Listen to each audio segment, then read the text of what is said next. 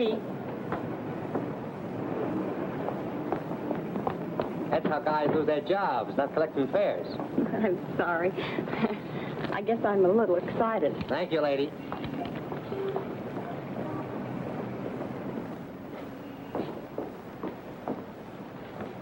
Good evening. Good evening. I'm Mrs. Stewart. Would you give me my husband's room number, please? Lieutenant Stewart. Lieutenant Stewart. Yes, he's arriving today. I wired for the reservation. Lieutenant and Mrs. Paul Stewart. You say you wired for a reservation? Yes, Mrs. Paul Stewart. I'm afraid there's been a slip-up. Apparently your wire wasn't received. But I sent it 3 days ago. I'm sorry, Mrs. Stewart. Unfortunately, there's nothing I can do for you. You mean I can't stay here? Well, I wish I could help, but we're completely booked up. But I've got to stay here. This is the only place we can find each other. I thought for 2 years he was dead, and now I don't know if he's been hurt or what. Please don't be upset, Mrs. Stewart. Perhaps I can arrange something. Has Mr. Walters checked in yet? No, sir, not until tomorrow. Fine, then we can give them 816C for the night. But you will have to leave by noon tomorrow. Yes, of course. Thank you very much. Not at all. Will you register, please?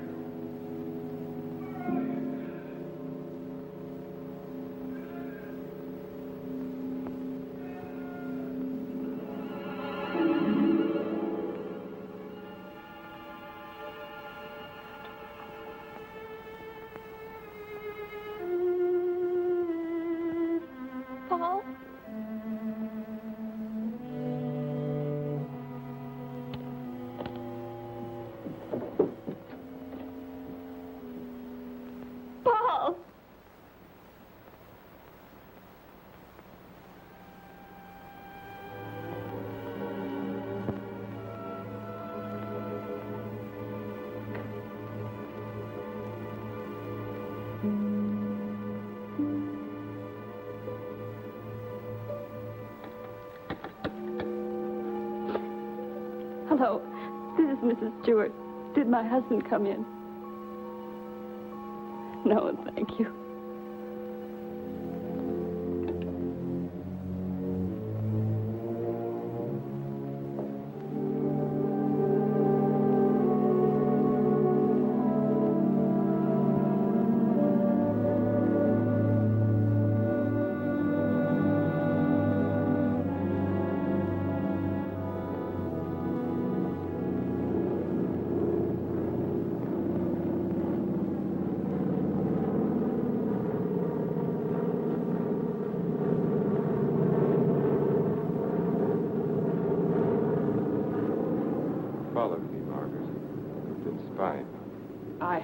I've been watching you for months, making a fool of yourself. I don't think so. Bringing her here.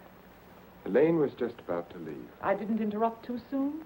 Perhaps it's just as well things worked out like this, Margaret. I've decided to ask you for a divorce. A divorce? Well? Why should I divorce you? Oh, please, Margaret, let's be sensible. Whatever we had for one another is gone. We've been afraid to admit it before, but it's true. Elaine and I... Well, I love her. You never loved anyone but yourself. Please, Margaret. I was good enough for you once, but now you want someone younger. It's not that way at all. It's just that I can't go on with you any longer. All right, Richard. You can have your divorce. You're right. We are strangers. But I have some pride, and no one's going to think you cast me off like Margaret. that. You want your precious Elaine, and you can have her. But people are going to know the truth. I'll start right in by telling the room clerk you've been entertaining your girlfriend in our apartment. Then I'll call the newspapers. Careful, cautious Richard. Destroying everything he is for the sake of a cheap... Get away from that you asked phone, for it, Margaret. and you're going to get it. Leave that phone I'll enjoy alone, telling Margaret. your friends Leave you that and your phone little love alone. have been up to... I hate you.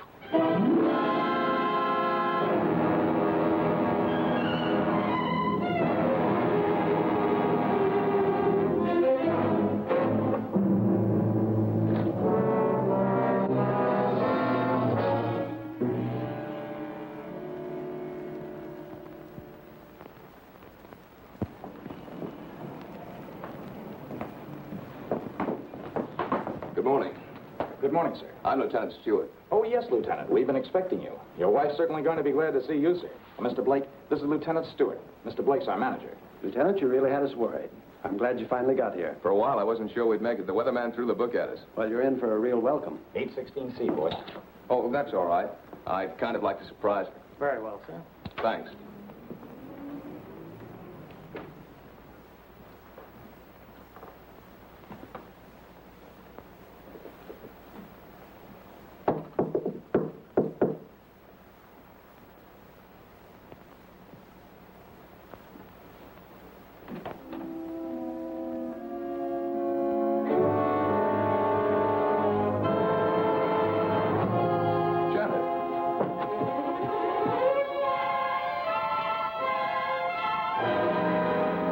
What's the matter? Janet. Janet, it's me. It's Paul.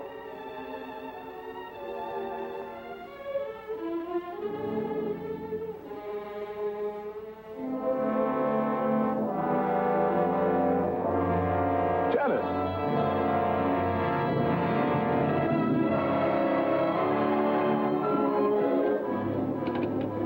Hello? Hello, operator. This is Lieutenant Stewart calling. Can you send the house doctor to 816C right away? It's very urgent. Thank you.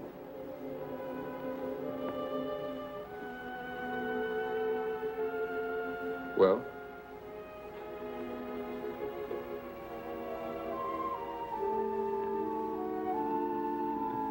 What is it? What's wrong with her, Doctor? I'm not sure. I think she's suffering from some sort of shock. I'll be frank with you, Lieutenant. This is a little outside my line. But there must be something you can do for her. We ought to call in a nerve specialist, a psychiatrist. Can you suggest one? There's a very good man in the hotel, Dr. Cross. If we're lucky, we might find him in. This is Dr. Blair.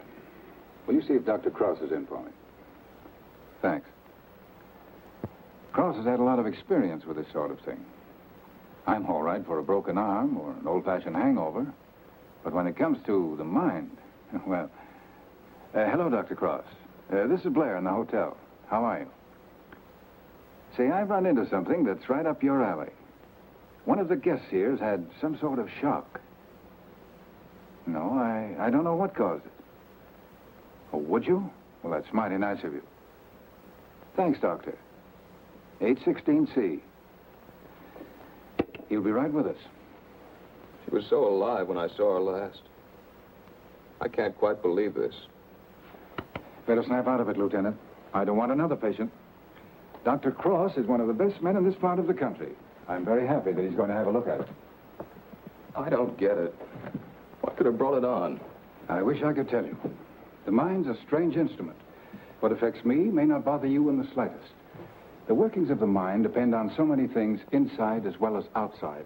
You can't make hard and fast rules. Well, I suppose it is plausible that she hasn't been feeling well.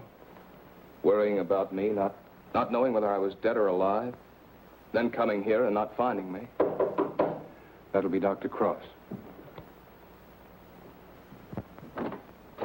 morning, Doctor. Good morning. I appreciate your promptness. Not at all. The sooner you get to a case of shock, the better. This is Lieutenant Stewart, Dr. Cross. How do you do, Lieutenant? Thanks for coming, Doctor. My wife is in the bedroom. She doesn't know me. She doesn't seem to know anything. Were you here when it happened? I just got in a few minutes ago. When I opened the door, she was sitting on the divan. Her eyes were wide open. She was staring at nothing. Did you notice anything peculiar about her actions when you saw her last? I've been a prisoner of war for 2 years. I've just come home. Oh, I see. She's had a rugged time of it, all right. First thinking I was dead, then hearing from me. On top of all that, my plane was 12 hours late. Would you say that she was a nervous, imaginative girl? No, sir. I've known her all my life. We came from the same small town in Michigan. Went to school together. She's just a nice kid. What's wrong with her, Doctor? She's had a nervous collapse, went into shock. Where did you find her? In the living room. In the living room? You said she was sitting on the divan. Yes, right here. I see. What do you think could have caused it, Doctor? Well, that's difficult to say.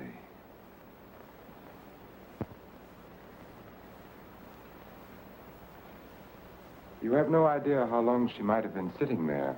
No. Oh, the clerk did say she phoned down about 1 in the morning. Between 1 and 8:30. What difference does that make, Doctor? The important thing is what can you do for her? It's hard for a doctor to make promises. We can only do our best. Are you living permanently at the hotel? No, as a matter of fact, we've got to clear out by noon. Oh, I see. But then I'd better take her to my place. She's going to need someone with her night and day. Dr. Cross has a private sanatorium just out of town. I see. Believe me, Lieutenant, it's best for her. But there must be a hospital here in San Francisco. I'd like to be near her. Of course. But I'm at my place every day. It's in the country, and she'll get plenty of fresh air and quiet. If I were you, Lieutenant, I'd listen to Dr. Cross. Okay. You men know best. Just get her well again. I was getting ready to leave when you called. I'll take Mrs. Stewart up with me now.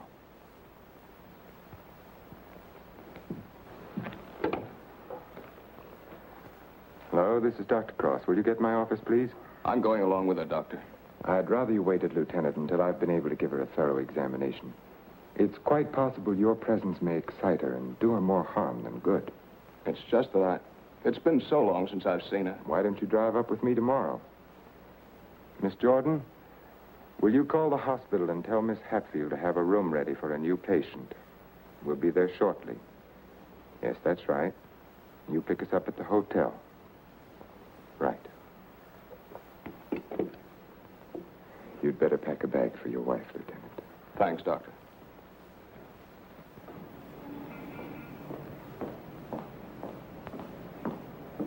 I'm from Dr. Cross's office. We were to pick up a patient. Oh, yes. They're on their way down now. Thank you.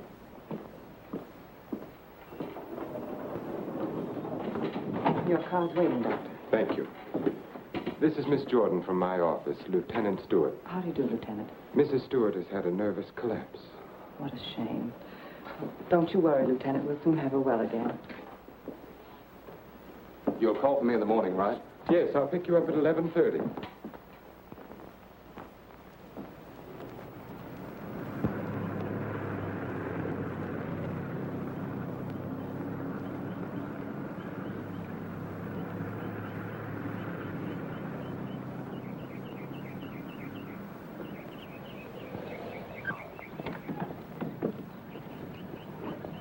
Put her to bed and have Dr. Stevens give her an injection of scopolamine. Yes, Doctor.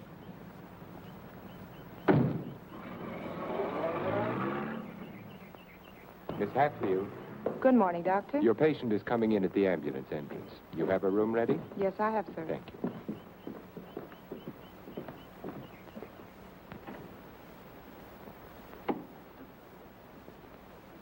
Good morning, sir. Good morning, Doctor.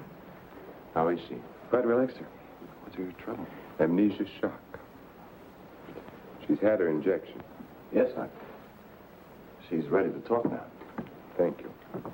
That'll be all.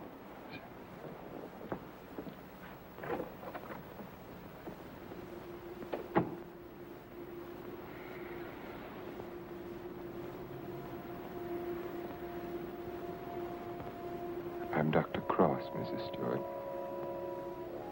I'm your friend. I'm here to help you. I want you to think. You're going to remember things now. You went to meet your husband at the Belmont Arms. Do you remember that? You were worried about Paul. He didn't arrive on time. You were too nervous to sleep. Did you walk out on the balcony? Yes. I walked out on the balcony. See, you can remember. Now, what did you see from the balcony? They were quarreling. You heard them distinctly? I... Did you hear them distinctly? He's trying to stop her. He's going to hit her. He's hitting her head. He's killing her. Who? Who's hurting the woman? That man. He's her husband. He's killing her.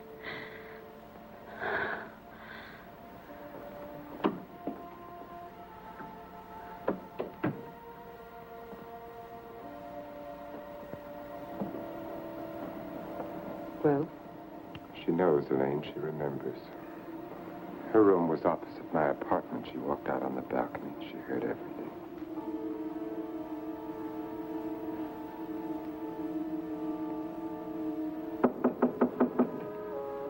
Yes? Can you come now, Doctor? They're having trouble with Mr. Edwards again. Yes.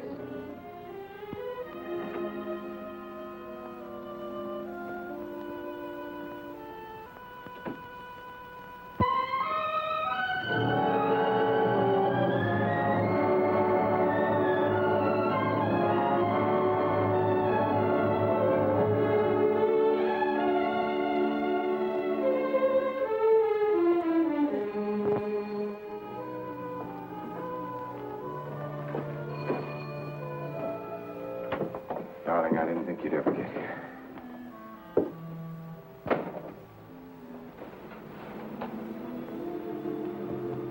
I love you.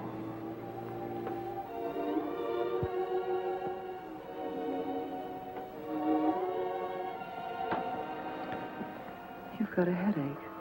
I can tell from your eyes. Yes, it's bursting.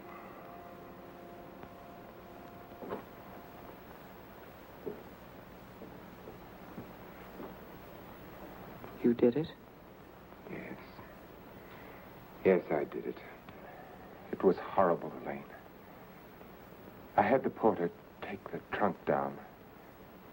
I told the hotel manager I was joining my wife in Carmel for a few days to ship the trunk to my lodge.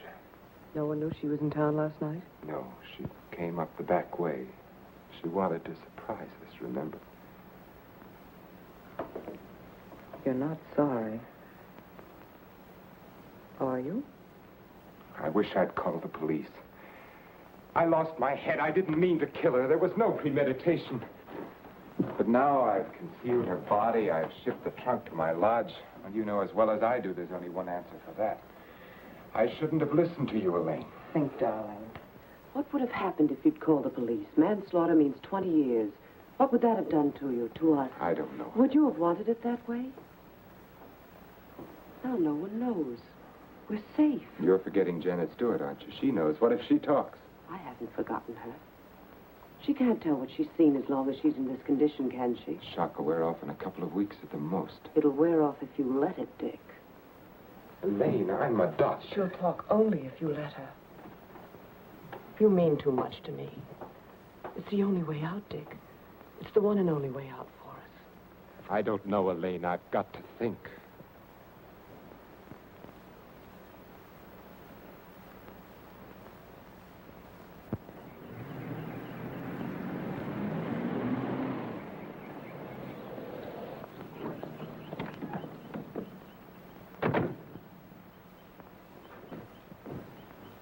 Good morning, Mrs. Penny. Good morning, Doctor. You're looking very well today. Thank you, Doctor. Good morning, Doctor. Good morning, Miss Hatfield. This is Lieutenant Stewart. Miss Hatfield's our head nurse. How do you do, Lieutenant? Is Miss Jordan with Mrs. Stewart? Yes, she is, Doctor.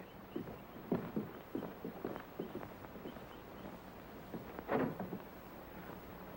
morning, Lieutenant. Janet. Darling, it's me. It's Paul. I'm home, dear.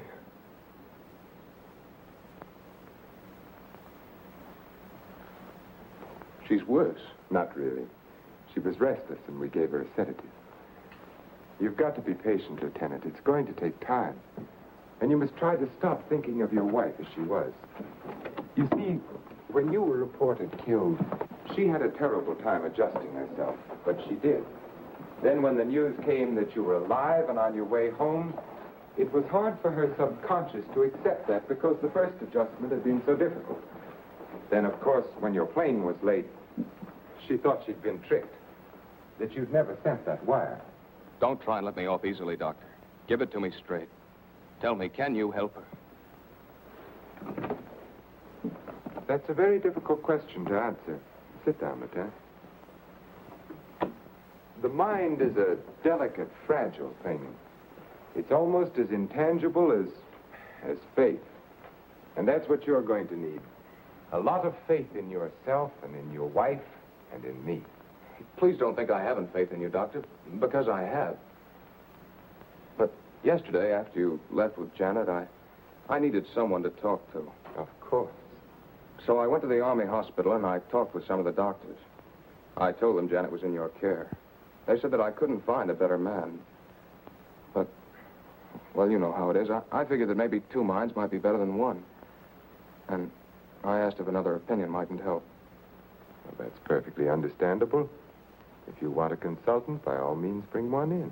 Thanks. They recommended Dr. Franklin Harvey. Harvey? Well, I studied under him. He's probably the best man in his field. Oh, that's swell, Doctor. I was a little embarrassed. I didn't want you to think that... Not at all. I'll phone Dr. Harvey and have him out here. Good. Well, I might as well go back to town. If it's all right, I'll run out again tomorrow. For Mrs. Stewart's sake, I'm going to have to ask you to observe our regular visiting days, Sundays and Thursdays. I'll phone Dr. Harvey and try to have him out here Thursday so that you can talk with him then. Okay, we'll make it Thursday. Oh, I thought you'd like to know, Lieutenant. She's resting quite easily now. Thanks. Goodbye, Doctor. Miss Jordan. Goodbye.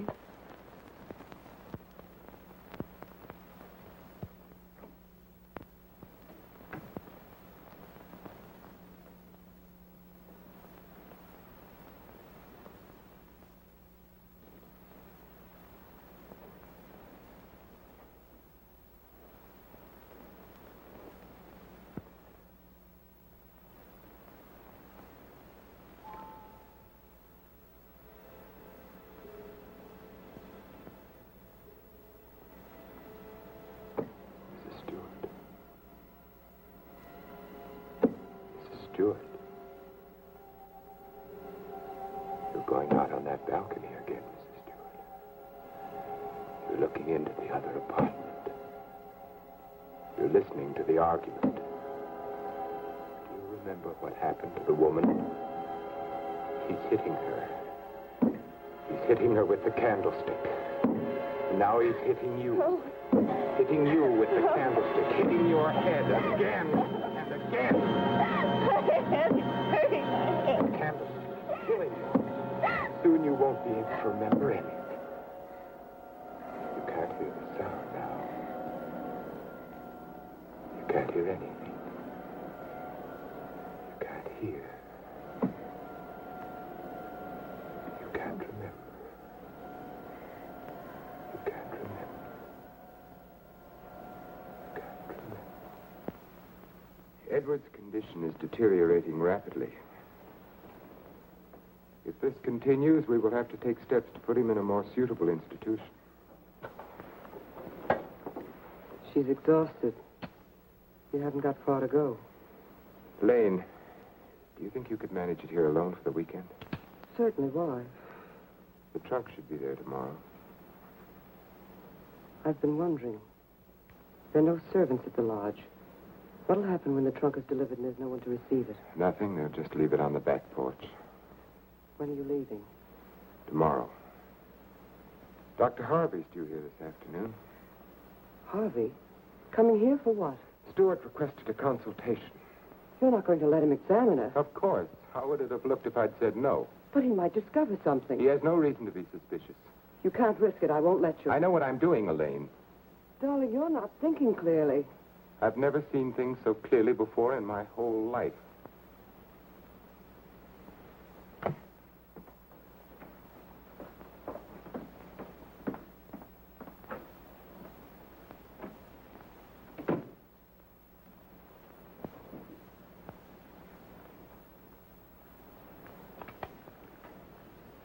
You'll send me a report on her spinal test Yes, Dr. Harvey. and the other specimens. Yes.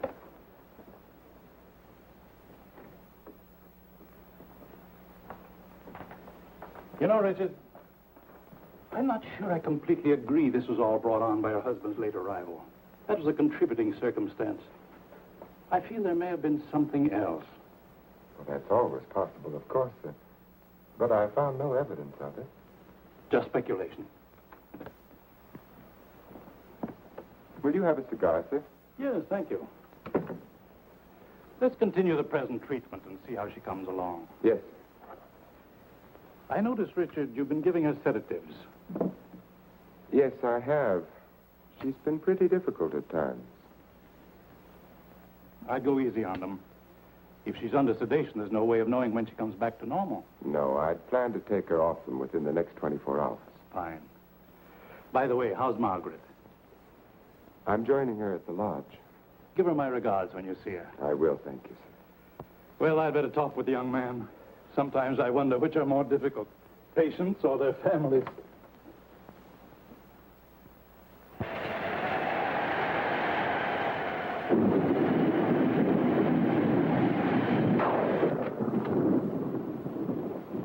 Hiya, beautiful. Hi. Yeah, what a night. You don't happen to know a blonde who'd like to relax with me, do you?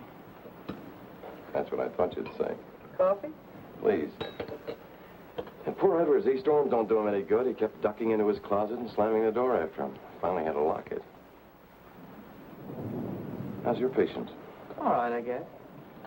Talking with her husband, it's kind of tough coming home and finding a wife in that condition. Yes. Can't figure Dr. Cross's treatment. Why keep the poor guy from seeing his wife? I think it would have helped snap her out of it if she saw more of him. Dr. Cross doesn't want to get her excited. After all, the attack was brought on by worry over him. Yeah. That was close.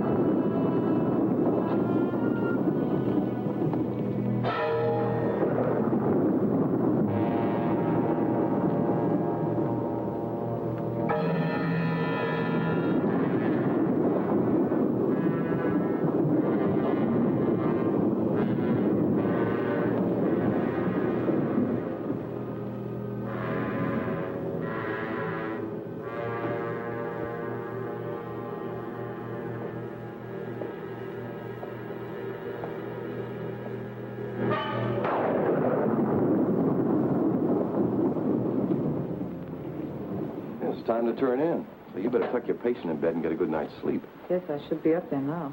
Tell me, is it true that doctors get a night off once in a while? If you had a night off, you wouldn't know what to do with it. Wouldn't I? Wouldn't I?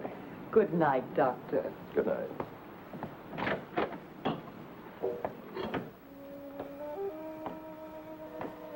Well, another stormy weekend. It is my night off.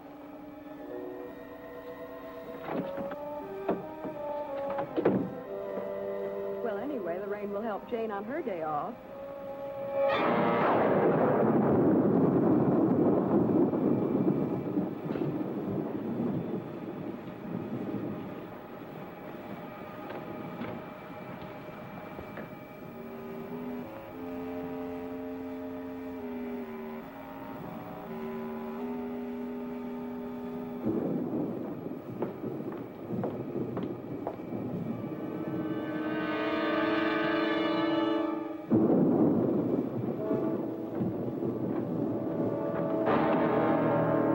Who's there? Why, Mr. Edwards, you shouldn't be in here. Come, I'll take you back to Don't your... I?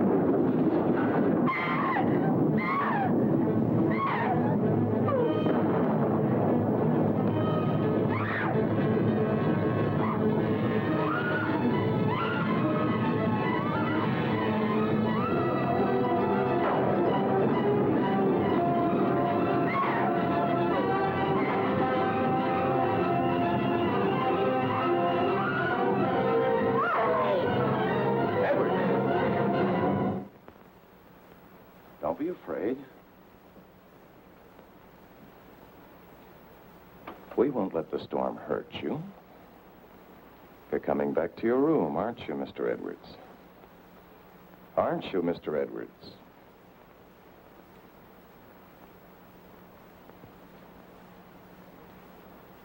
That's fine. Come along.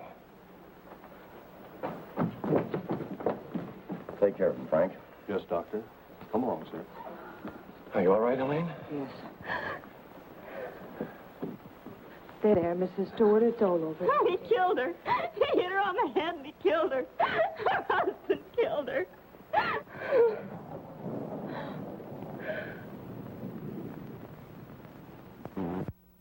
This became very violent last night. This morning we found that he had a key hidden away. I ordered the lock on his door to be changed. As for Mrs. Stewart, she's suffering from hallucinations. She keeps insisting that she witnessed a murder, which obviously... Come in?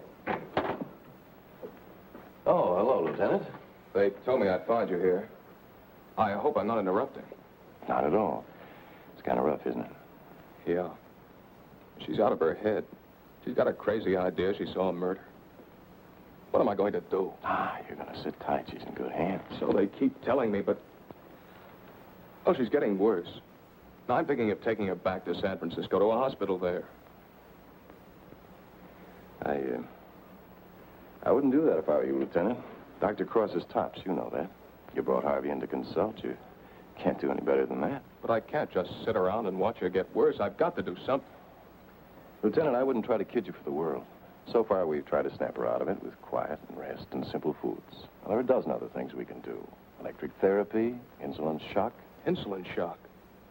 They use that in the Army on guys who blow their tops. Sure they do, because it often helps. But you're not going to turn it down on that account, are you? No. Well, relax. The setup here is perfect. Everybody's rooting for you. Now, just take it easy. You mean that? Okay. Say, put in a couple of extra licks, Doc. I'd kind of like to take her home soon. Okay, Lieutenant. We'll do everything we possibly can for her. Goodbye, Doctor. Goodbye. I beg your pardon. Look at this. Mrs. Cross is dead. What? The body of Mrs. Margaret Cross, wife of the noted psychiatrist, has just been recovered from its resting place among the rocks at Point Lobos. Mrs. Cross has been missing since Friday night. Coroner Jess Haynes has pronounced the death accidental.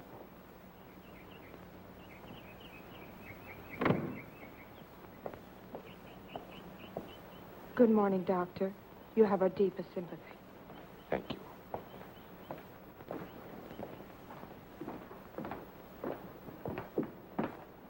I'm terribly sorry, Doctor. Thank you. Will you come in, Miss Drew? Yes, sir.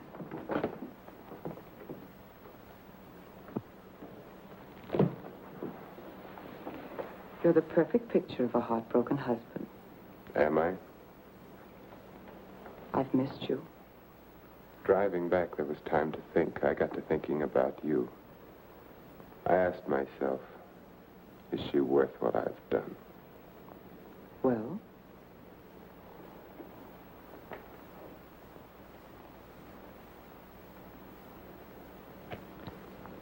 That was a very satisfactory answer. How did things go while I was away? Oh, darling, things are going so well I can hardly believe it. What do you mean?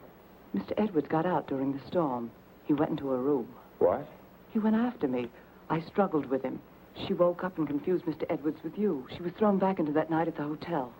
Oh, Elaine, that undoes everything I've tried to do. No, Stevens and Miss Hatfield heard her. They're convinced she's insane. Now, no matter what she says, they'll think she has hallucinations. I see. But you don't see, darling. Before you were trying to make a threat. Now she can talk her head off and no one will believe her. If we can encourage her to talk, convince her husband that she's insane, we can keep her here as long as it suits us. Then have her committed.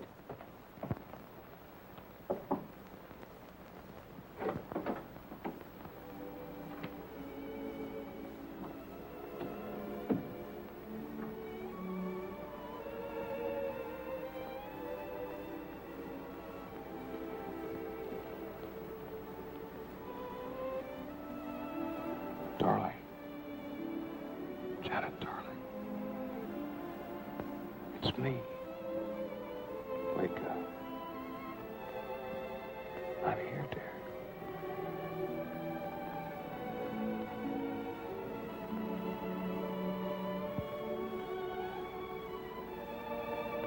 Oh.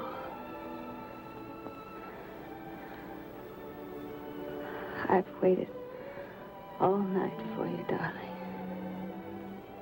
What took you so long? Don't worry, I'm with you now. We have to be out by morning, Paul. They won't let us stay. Lieutenant Stewart. You shouldn't be in here. Paul! It's him! Who is it, dear? Him! He killed her. He killed his wife. He picked something up, Paul, and he hit her with it. He was arguing with her, and he killed her. I know, dear. You've upset her, Lieutenant. You shouldn't have come in here. Come outside with me. Give her a hypodermic, nurse. Don't leave me here. You'll kill me. Come back. Easy, Paul, no. What is it, Doctor? What's happened to her? Lieutenant, I'm going to be perfectly frank with you. What you've just heard is something I've been afraid of. There are times when patients emerging from amnesia suffer from delusions. It doesn't happen often.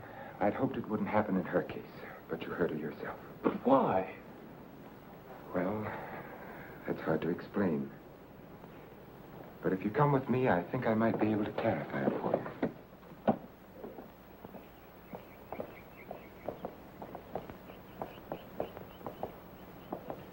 Hello, Mrs. Penny. Good day, Doctor. How are you feeling today? Just fine, Doctor. Just fine. That's a lovely thing you're knitting there. It's a shawl for one of my friends. Everyone here treating you well? Oh, yes. They're very nice to me. Dr. Stevens hasn't tried to kill me with that needle for a long while now. Neither has Miss Hatfield. Haven't I told you many times, Mrs. Penny, that no one here is trying to kill you? Oh, yes, they are. You all want to kill me. You're murderers, all of you. But I've learned. I'm too smart for you.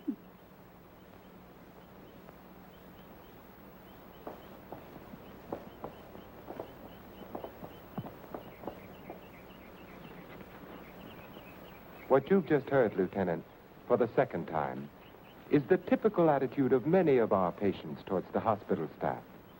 But that old lady, she seemed all right. Mrs. Penny is suffering from a paranoid form of dementia precox, characterized either by delusions of grandeur or delusions of persecution, or both. The patient, when confined to the hospital, almost invariably becomes convinced that the doctors and nurses who are treating him are really murderers intent on killing him. This delusion is quite common among mental cases in an institution of this sort. Are you trying to tell me my wife is out of her mind? No. Out of the mind denotes complete loss of reason. Mrs. Stewart hasn't reached that stage. But she's got the same crazy idea as the other patients. Right now, she's merely suffering delusions. However, I feel it's only fair to tell you, Lieutenant, that this condition can become worse. Our fight now is to prevent further deterioration of her mind. You've got to help her, Doctor. You've got to get her well again. I'll do everything I can. Believe me.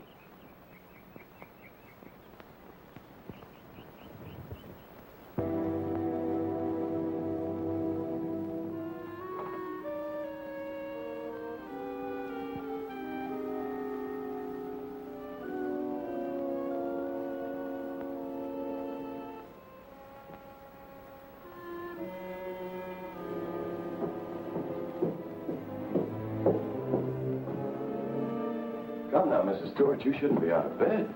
Will you help me, please? Please, please help me. Get the police here, please. We don't need the police, Mrs. Stewart. You come along with me and everything will be all You right. don't understand. There's nothing the matter with me.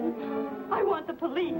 That doctor's a murderer. You go back to bed and we'll call them. Don't talk to me as if I were crazy. I'm telling you the truth. Orderly. Now come along, Mrs. Stewart. No one is going to hurt you. Everything is going to be all right. Orderly! Let me go. No. I'm not crazy. I'm not crazy. I wish you could have been there to see her yourself. Yes, I heard about it this morning. She had the usual delusions. She kept insisting that you were a murderer. You know how they get. She wanted me to call the police. For a moment, she became very violent. I had to give her a sedative. I think we ought to do something about her. I agree with you, Doctor. I'll be in to see her in a few minutes. Thank you, sir. Thank you.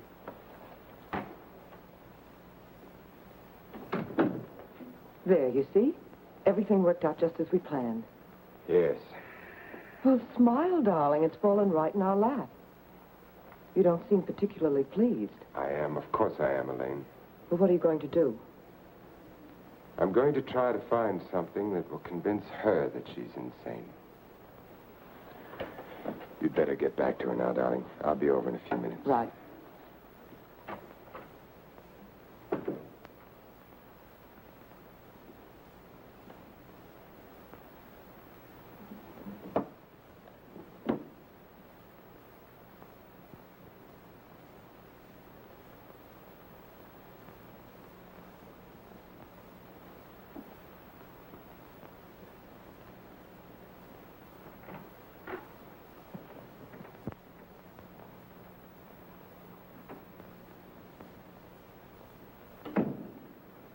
You feeling any better today?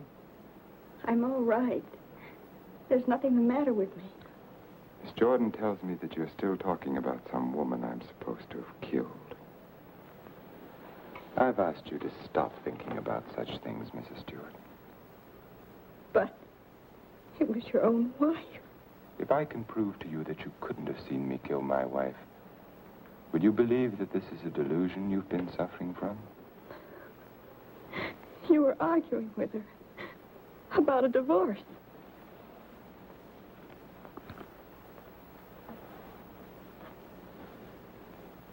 If you will look at the date on this newspaper, Mrs. Stewart, you will see that my wife died only a week ago.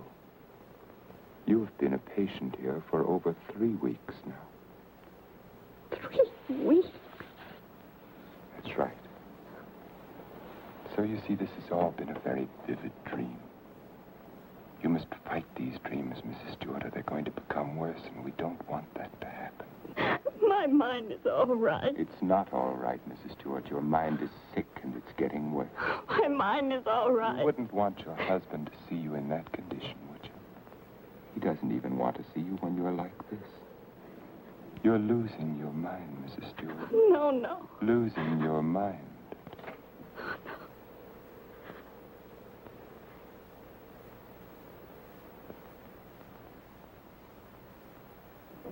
Thank you, Miss Hatfield. Dr. Cross, Yes? there's someone in your office to see you. Did I have an appointment? No, sir. He's from the District Attorney's Office of Monterey. Oh, yes, thank you.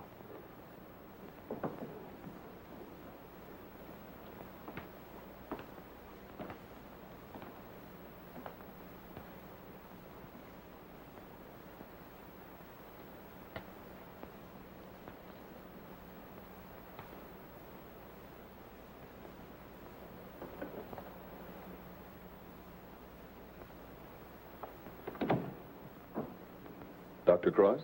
Yes? How are you? My name's O'Neill. I'm with the district attorney's office in Monterey County. Oh, yes. What can I do for you? It's in connection with your wife's death, Doctor. I thought the case had been closed. Something happened this week that made us consider the possibility that your wife didn't fall into that chasm by accident. I don't understand. A couple of days ago, someone broke into Harwood Lodge, beat Mrs. Harwood into unconsciousness, and made off with her valuables. We caught the thief day before yesterday.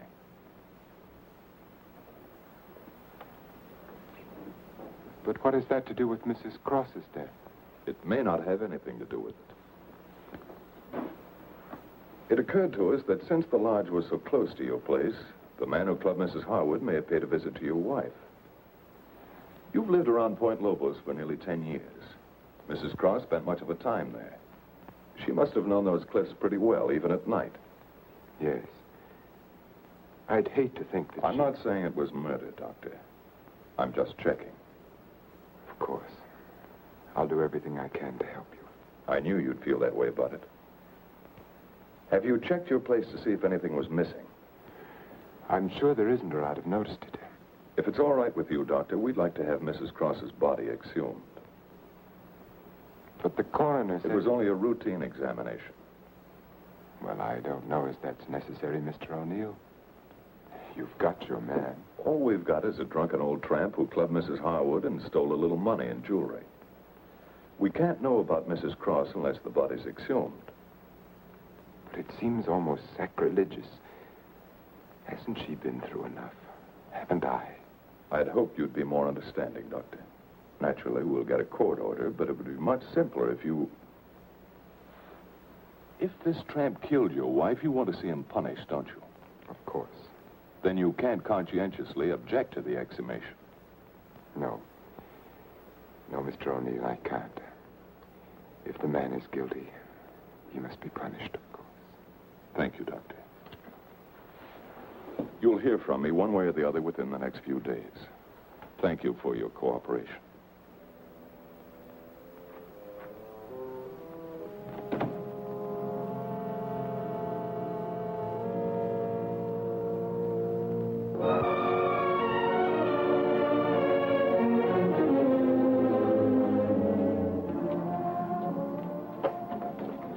Darling, I've been so worried I didn't know what had happened to you. Where've you been? City. When you weren't here for dinner, I began to worry. What did the man from the district attorney's office want? They're going to exhume Margaret's body. You're not going to let them. I had nothing to say about it. They'd get a court order. But why are they? I don't think some prowler may have killed her. Prowler? They weren't looking for anything before. She slipped and fell and fractured her skull against the rocks. Now they may discover it wasn't the fall that killed her. They can't prove anything. No. Once they start asking questions, That's why I went to the city. I had to make sure that I hadn't overlooked anything in the apartment. Why didn't I report it in the first place? Why did I let you talk me into it? If it weren't for that Stewart girl, if they start asking questions and find her... Maybe they won't find her. We've taken care of everything else so far. If we have to, we'll take care of her, too. And you're not helping matters acting this way.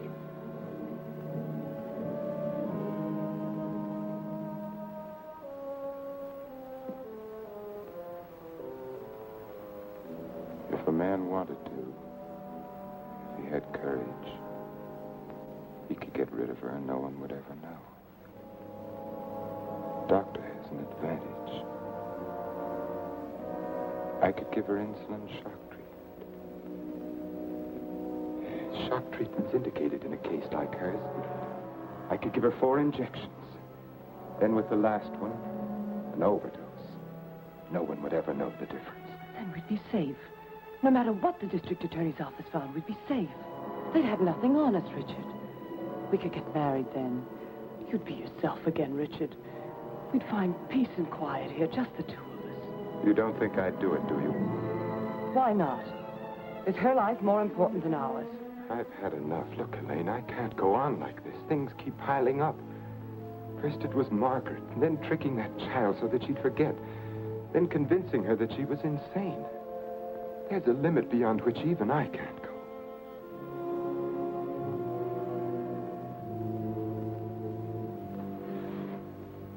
Richard, remember the first night I came here?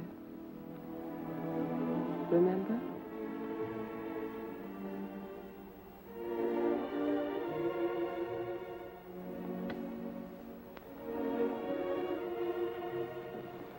You were alone. You were sitting here in front of the fireplace with a sick headache. The lights were out. You didn't hear me when I knocked, and I opened the door, and you said, "Oh, it's you, Miss Jordan." You called me Miss Jordan then, remember? I told you I had to see you about Mrs. Penny's prescription. You talked to me and you saw that I was tired and you asked me if I wouldn't have a drink. I hesitated and you said, "I won't bite your head off, Miss Jordan." We had a drink. Remember? You sat here for a long time and then suddenly you laughed when you said your headache was gone. And you asked me about my family and I told you. And we both laughed. Remember?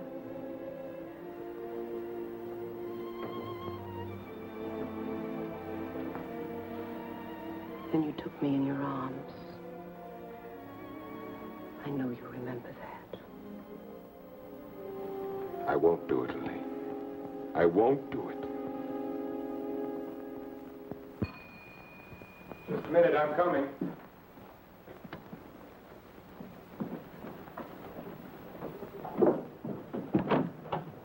Hello, Doctor. Come in. I hope you hadn't gone to bed. No. They told me at the hospital I'd find you here. I didn't expect to see you so soon, Mr. O'Neill. I thought you'd phone me if there were any developments. I had to serve the papers. Oh, yes? Coroner's inquest subpoena. Now it's legal. What did the coroner find? Your wife was murdered, Doctor. Oh?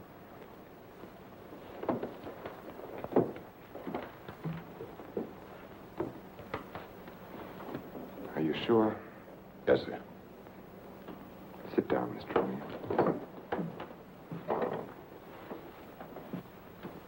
She was beaten over the head, suffered an explosive fracture. Death was practically instantaneous.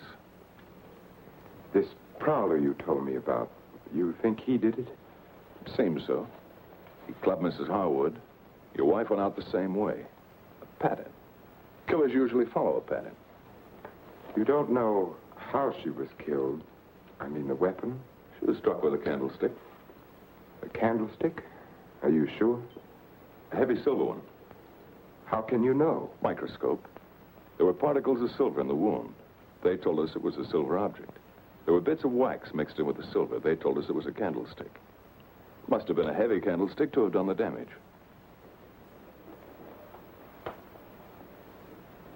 Just routine, Doctor. A criminal doesn't have much of a chance these days, does he? No, sir. By the way, do you have any silver candlesticks at the lodge? We might have. I'd like your permission to go through the house. The murderer may have left the candlestick behind, in which case we'll get fingerprints. If he got rid of the weapon, we may be able to find the mate. Then we'll know what to look for. Of course, go right ahead. Thanks. Now, if we can find the candlestick, our troubles are over. By the way, when did you see Mrs. Cross last? Alive, I mean. Oh, a couple of weeks before she was killed. Why? Can you place it a little more definitely? I think so. Things had been piling up around here, and I needed a change. So I drove down to Point Lobos on a Friday night. Anyone see you? I don't think so. Why? We're trying to fix the exact time of her death. Well, I'm not sure anyone saw me. I drove down there on Friday night, left there around 9:30 Saturday night. Well, it's not too important. Naturally, I want to do everything I can to help you, Mr. O'Neill. If I think of anything, I'll get in touch with you. Thanks. Sorry to bother you so late. That's all right. See you at the inquest. Good night, Doctor. Good night.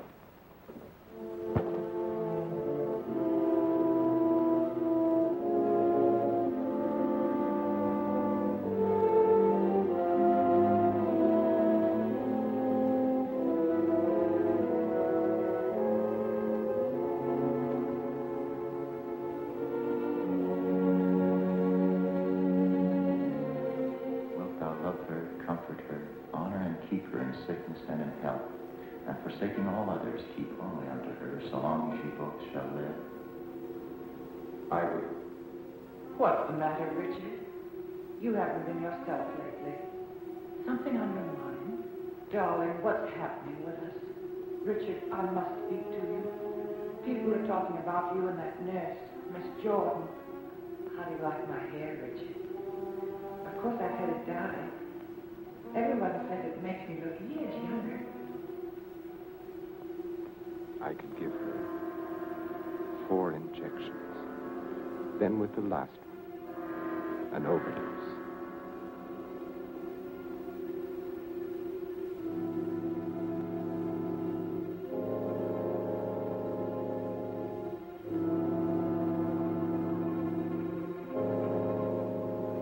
Then we'd be safe. No matter what the district attorney's office found, we'd be safe.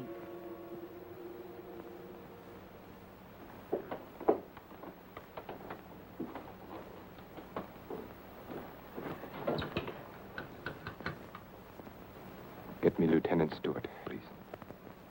Treatment itself consists of a series of shocks brought on by injections of insulin.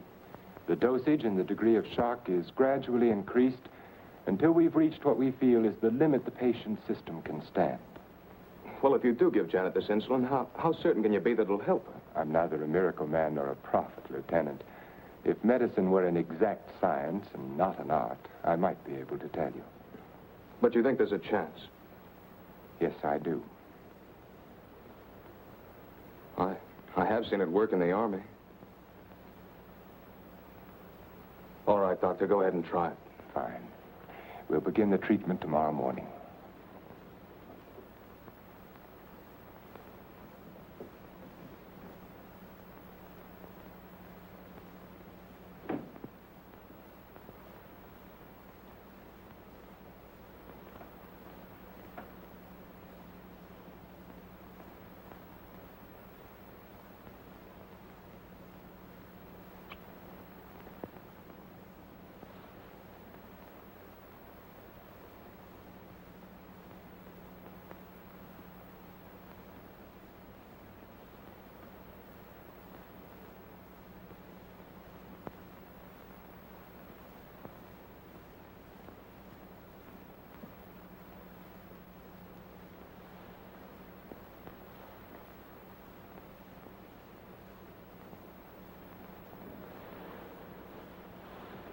We'll give her about an hour and a half.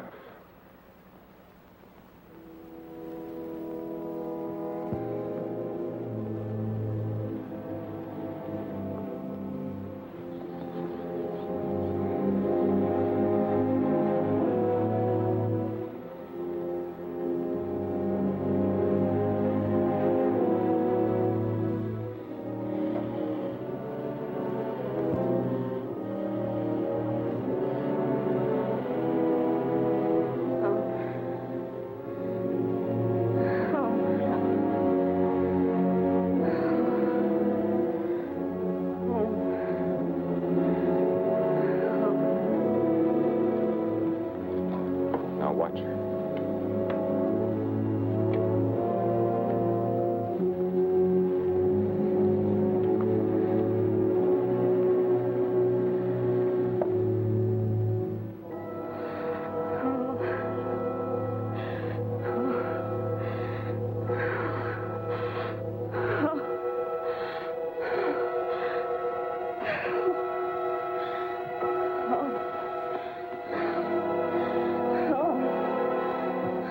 Dextrose will bring her out now. No, Leon.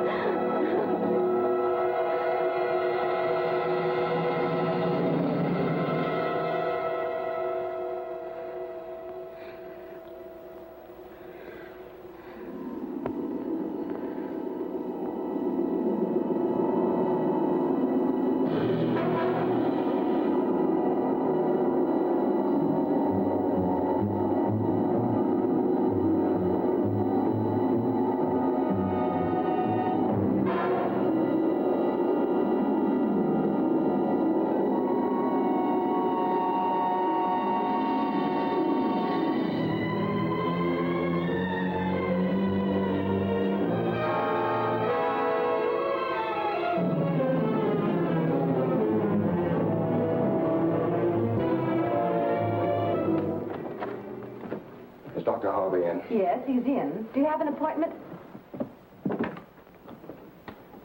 I'll be glad to consult with you, Doctor. I'm sorry to break in this way. My secretary will make the appointment. I had to see you, Doctor. It's about my wife. She's been getting insulin shock treatments. Now, just a moment, young man. Oh, it's Lieutenant Stewart. Well, we've had some wonderful results with insulin. But after 3 treatments, she still insists she saw Dr. Cross murder his wife with a candlestick. Murder his wife? Yes, and she says he's trying to kill her now. Well, that's a very common delusion. Mrs. Cross is dead, and Dr. Cross did live in our hotel. You and the Crosses were in the same hotel? In the Belmont Arms. I see. And when was it she said that? Yesterday? Yes, after the treatment.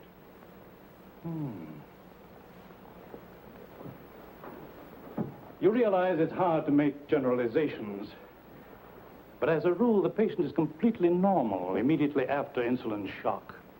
They may relapse into their hallucination after this lucid period. But for that moment, no matter how bad the case, the patient speaks the truth. You're telling me in your own way that Janet's normal. That she's got something on Cross, and he's pretending she's crazy to save his own neck. I'm not saying quite that, but, Will you read this, Doctor?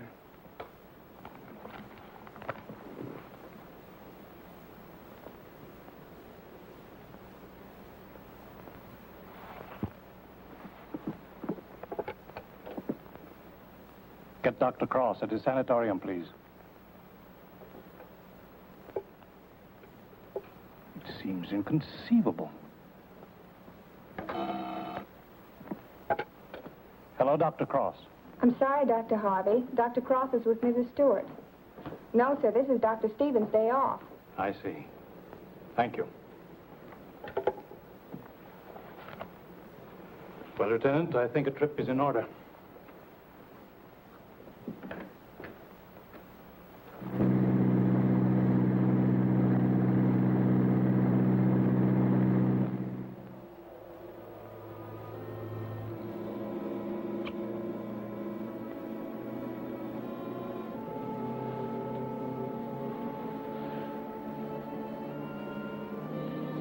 She's the only one who knows Richard. No matter what O'Neill says or anyone else, if she's out of the way, we've nothing to worry about.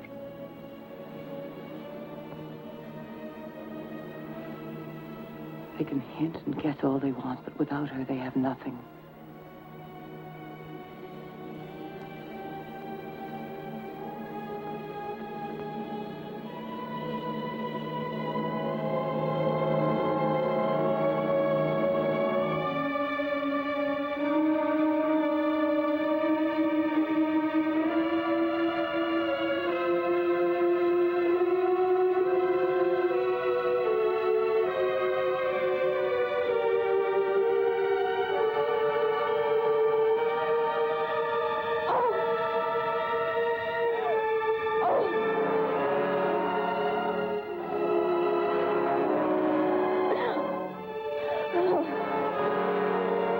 Can't do it, Lane.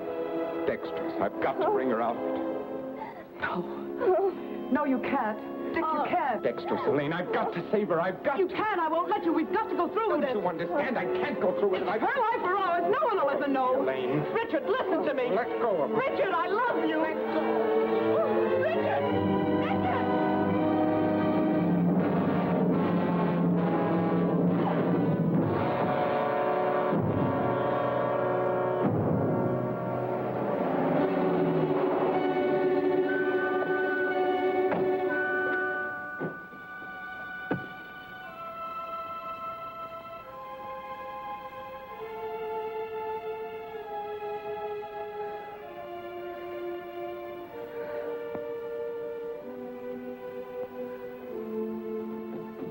Dr. Cross, where is he? Mrs. Stewart. Come along, I may need you.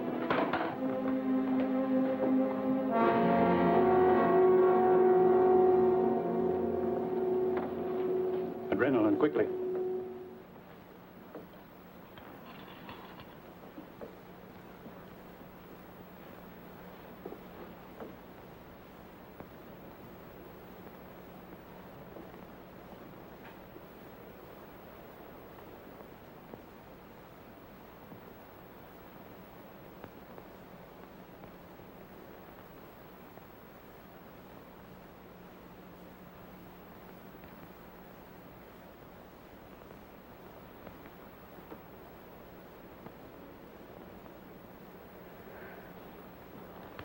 Don't worry, son. She'll come out of it in a couple of hours, and you'll be able to take her home in 2 or 3 days. I'm very grateful to you, Doctor.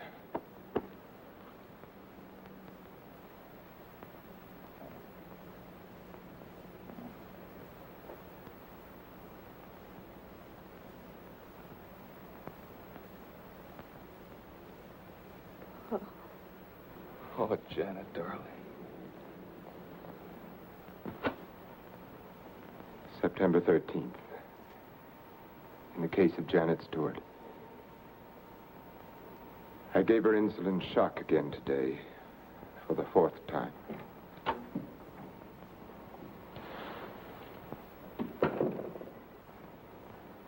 Can you give me a minute?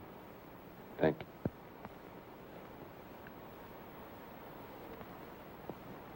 Dr. Harvey completed the treatment successfully, and the case is closed.